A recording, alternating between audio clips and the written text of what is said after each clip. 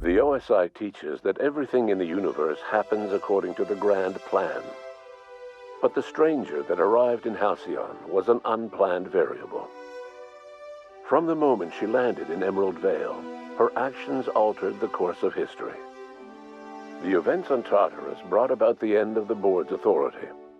But the board's mistakes would haunt the colony for decades to come. The damage they left behind would require the work of a generation to repair. Dr. Phineas Wells began reviving a handful of the Hope's colonists, engineers, scientists, technicians, and intellectuals. They were among the brightest minds the Earth had ever sent out into the stars. The Hope scientists and engineers woke up in a colony descending headlong into total collapse. With no way to return to Earth, they had no choice but to band together and devote themselves to the cause of saving Halcyon. The people of Halcyon were nothing if not hardy. In the absence of the board's authority, many of the colony's settlements banded together with a single purpose in mind: survival. Life was especially hard in the years to come. Some towns dissolved by attrition and starvation, but most of them found a way to carry on. In the years to come, Halcyon was forced to reckon with its newfound freedom.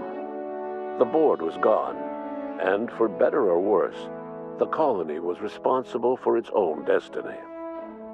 Between MSI's worker-centric policies and the iconoclast's manpower, Sanjar and Zora were able to rally many of the Terra 2 townships to their cause. MSI's workforce swelled, and the iconoclasts enjoyed a significant surge in their ranks. The board was too distracted by infighting and internal politics to stop MSI from becoming a powerful corporation and a refuge for townships that might have fallen through the cracks. Consumed by paranoia, Lilia Hagen took Sublight Salvage in a controversial direction, openly accusing board officials of an extraterrestrial conspiracy. One day, an accident at the Groundbreaker's docking bay silenced her forever. Time would tell if her replacement could keep the Sublight family together. Adelaide McDevitt replaced Reed Thompson as the leader of Edgewater. She and her followers transformed Edgewater in their image. Anyone loyal to Reed was pressured into leaving town, and those who stayed behind adapted to her way of life. Adelaide transformed the old cannery into a new garden. The nearby Edgewater Cemetery provided a convenient source of fertilizer.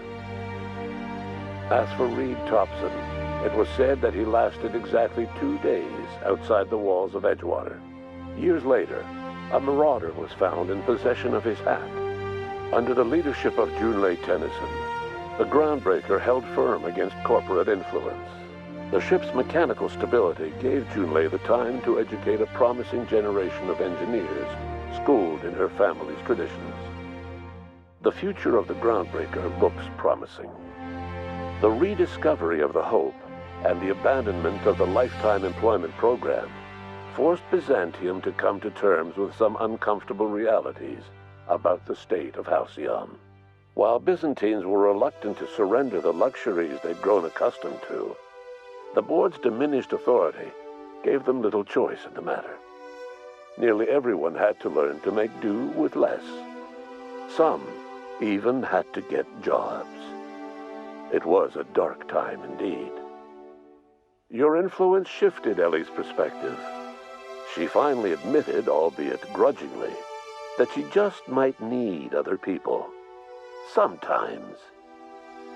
With a steady income from the life insurance payouts, she was finally able to afford a ship of her own. She hired a small crew and flew supply missions to communities on the fringe. Some of them were even legal.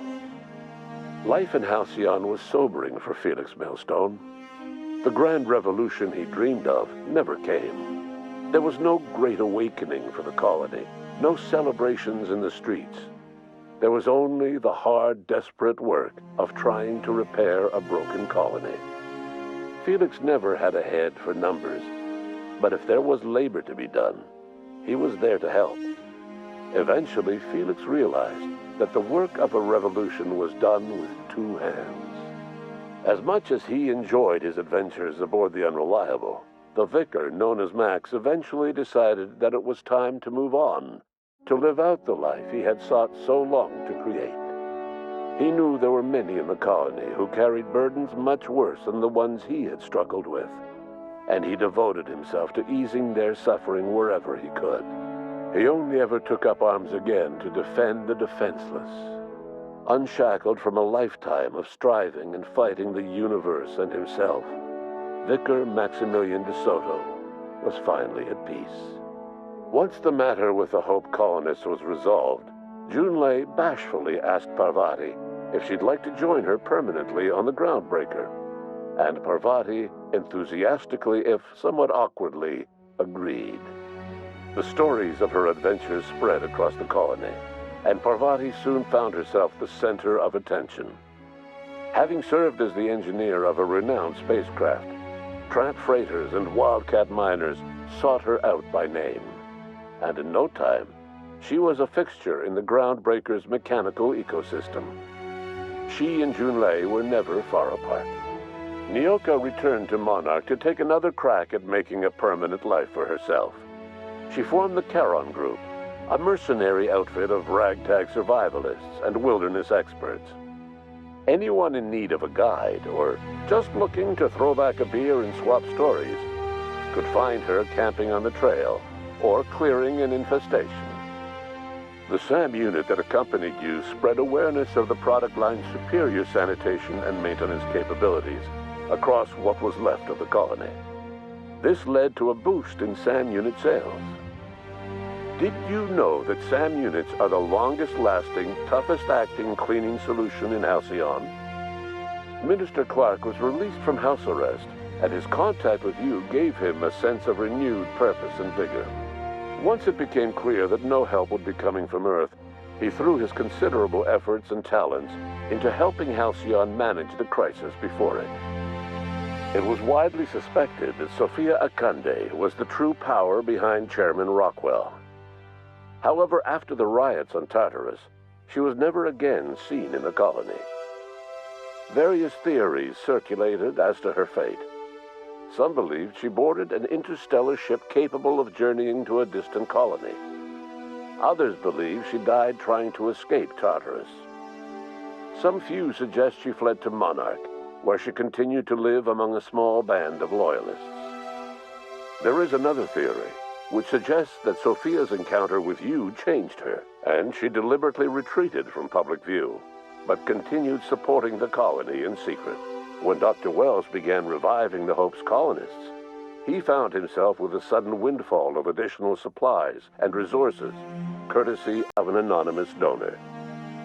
If Wells knew who his supplier was, he never told a soul. Chairman Rockwell served as the public face for the changes in Halcyon to come. Whenever you needed strings pulled or a voice to sell a policy change, Rockwell was only too happy to oblige. As for Dr. Phineas Wells, he spent his remaining years in his orbital lab. He eventually came to terms with his own past and was able to forgive the mistakes of his younger self by devoting his remaining years to serving the colony. Dr. Wells was able to revive many more scientists and engineers than he first expected, thanks to the additional batch of chemicals you stole from the ministry. Wells never forgot about the human lives that were lost in acquiring these chemicals. In the end, Dr. Wells was able to save every scientist and engineer aboard the Hope. Over the next decade, nearly all of the Hope's remaining colonists were successfully revived. Halcyon saw a period of rapid technological and scientific advancement. Breakthroughs in dietary supplements saved the colony from starvation. Geoengineering projects and social reforms began to change the structure and character of the colony. Dr. Wells laid the groundwork for the project to save the colony, but he would never live to see the fruits of his labor. He passed away a few years later. His work was carried on by the scientists and engineers he revived. Today, Halcyon has stabilized. The people of the colony work hard to adapt to their new circumstances, Nearby colonies send aid and supplies. Life will never be easy in Halcyon, but for the first time in its history, there exists a sense of real, genuine hope about the future. And what about you, the unplanned variable in the history of Halcyon? Long after Wells passed away, you carried on his work with more energy, determination, and brilliance than he could ever muster. The years that followed were hard, but Halcyon survived by the efforts of the Hope's most promising colonists, the greatest of which was you. No one knows what's happened to Earth, and no one knows what the future has in store for Halcyon. All we know for certain is this: the name of the Unreliable and that of its intrepid captain will remain the subject of countless stories for years to come.